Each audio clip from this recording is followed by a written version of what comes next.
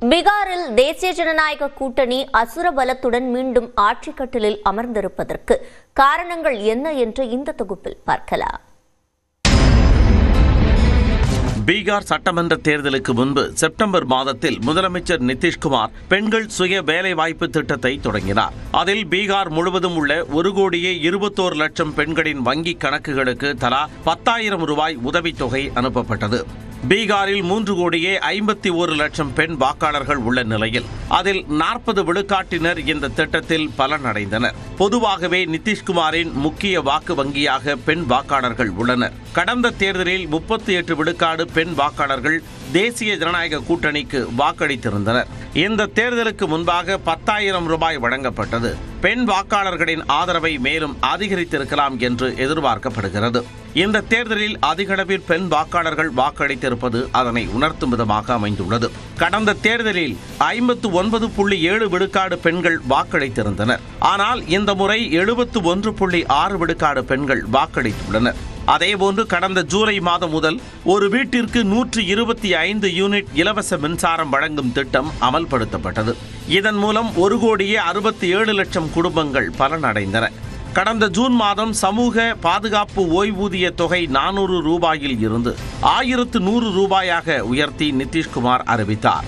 இதன் மூலம் 1,11,00,000 பேர் பலனடைந்து வருகின்றனர். இதேபோன்று தேர்தலுக்கு முன்பு இளம் வாக்காளர்களை கவரும் விதமாக வேலை வாய்ப்பற்ற 25 வயதுக்குட்பட்ட இளைஞர்களுக்கு 2 ஆண்டுகள் வரை மாதந்தோறும் 1,000 ரூபாய் வழங்கப்படும் என்று அறிவிப்பு வெளியிட்டார். இதன் மூலம் 7,60,000 இளைஞர்கள் பயனடைய உள்ளனர். மாணவர் கடன் அட்டை திட்டத்தின் கீழ் கல்வி கடன் பெற்றவர்களுக்கு வட்டி தள்ளுபடி, 2 லட்சம் ரூபாய் வரை கல்வி கடன் பெற்ற மாணவர்கள் அதனை திருப்பிச் செலுத்துவதற்கான காலம் 5 ஆண்டுகளில் இருந்து 7 ஆண்டுகளாக நீட்டிக்கப்படும் என்றும் வாக்குறுதிகளை அள்ளி வீசினார். பீகாரில் சாதி அரசியல் கோலோற்றும் சூழலில் தேசிய ஜனநாயக கூட்டணி அனைத்து பிரிவினருக்கு முக்கியத்துவம் கொடுக்கும் விதமாக வேட்பாளர்களை களமிறக்கியது. சிராக் பஸ்வான், உபேந்திர குஷ்வாகா ஆகியோரை மீண்டும் கூட்டணிக்குள் கொண்டு வந்ததுடன் ஜித்தன் ராம் மஞ்சிகை கூட்டணியில் தக்க வைத்தது. இதன் மூலம் தலித்துக்கள், மிகவும் பிற்படுத்தப்பட்ட மக்கள் மற்றும் குஷ்வாகாவின் வாக்குகளை தேசிய ஜனநாயக கூட்டணி வலுவாக ஒருங்கிணைத்தது. இஸ்லாமியர்கள் அதிகம் வசிக்கும் சீமாஞ்சல் பகுதியில் புதிதாக விமான நிலையம் அமைக்கப்பட்டது உள்ளிட்ட வளர்ச்சி திட்டங்களில் கவனம் செலுத்தியதும் தேசிய ஜனநாயக கூட்டணிக்கு சாதகமாக அமைந்துள்ளது. சீதா தேவியின் பிறப்பிடமாக கருதப்படும் சீதாமர்கியில் சீதா தேவிக்கு கோவில் கட்டப்படும் என்ற வாக்குறுதி இந்துத்துவ அரசியலை வலுப்படுத்தியது.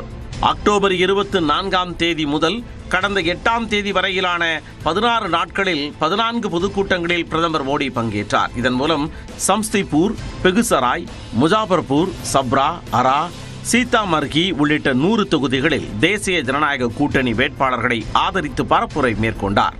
பிரசாந்த் கிஷோரின் ஜன்சுராஜ் கட்சி 238 தொகுதிகளில் போட்டியிட்ட போதும் பெரிய அளவில் தாக்கத்தை ஏற்படுத்தாததும் தேசிய ஜனநாயக கூட்டணியின் வெற்றிக்கு மற்றும் ஒரு காரணமாக அமைந்துள்ளது.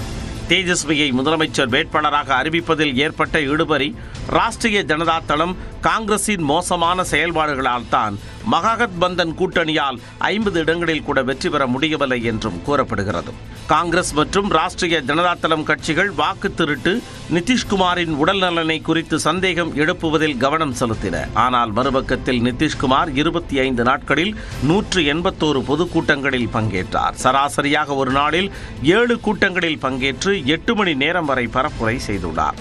நிதிஷ்குமார் ஆட்சியில் செயல்படுத்தப்பட்ட வளர்ச்சி திட்டங்கள், பெண்களுக்கான பல்வேறு திட்டங்கள், வேட்பாளர் தேர்வில் அனைத்து சாதியினருக்கும் போதிய முக்கியத்துவம் அளித்தது போன்றவை தேசிய ஜனநாயக கூட்டணிக்கு பெரும் வெற்றியை ஈட்டிக் கொடுத்துள்ளது.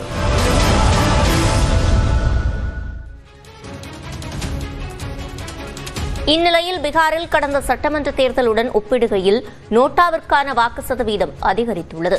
அதாவது கடந்த 2020ஆம் ஆண்டு நடைபெற்ற சட்டமன்ற தேர்தலில் பீகாரில் 1.68 விழுக்காட்டினர் நோட்டாவிற்கு வாக்களித்துள்ளனர். இம்முறை 1.81% நோட்டாவிற்கு வாக்களித்திருப்பதாக தேர்தல் ஆணையம் அறிவித்துள்ளது.